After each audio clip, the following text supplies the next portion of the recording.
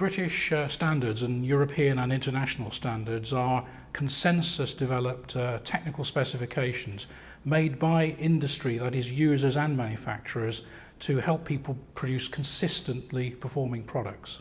We need standards because they provide a baseline benchmark for performance and safety that all manufacturers should be aiming at, in particularly if they are specified in regulations and in other user specifications.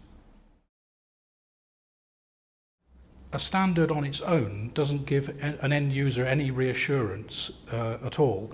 Somebody has to be checking the product, either the manufacturer themselves or preferably an independent third-party testing and certification organisation.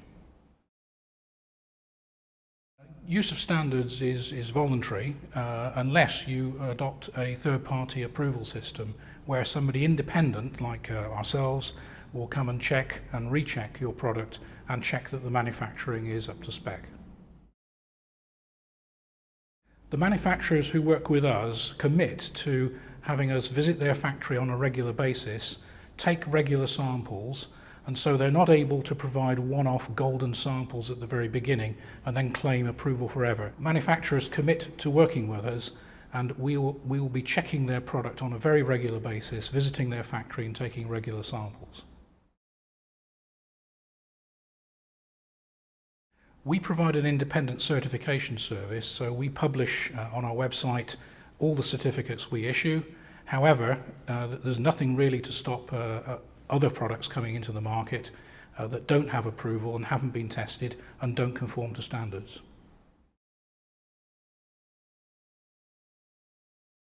They can't use the BASEC name without our approval. It's trademark protected, and we will enforce any misuse. However, they can try to claim their cable complies with a standard, but unless somebody's checked it out, what good is that? We have two sides to our work. One is testing the product itself, which is the cable test reports. The other side is the quality systems that have to operate in the factory, which both of these are used in terms of offering an approval. We have an impartiality committee made up of experts from the industry, from the utilities, from contractors and consultants, and from other cable manufacturers as well. And we also governed by our accreditation with UCAS, which is the UK government's nominated accreditation body. UCAS is the British national accreditation body. There are similar bodies all the way around the world, and they check out certification bodies and test laboratories to make sure they're operating correctly and applying the standards properly.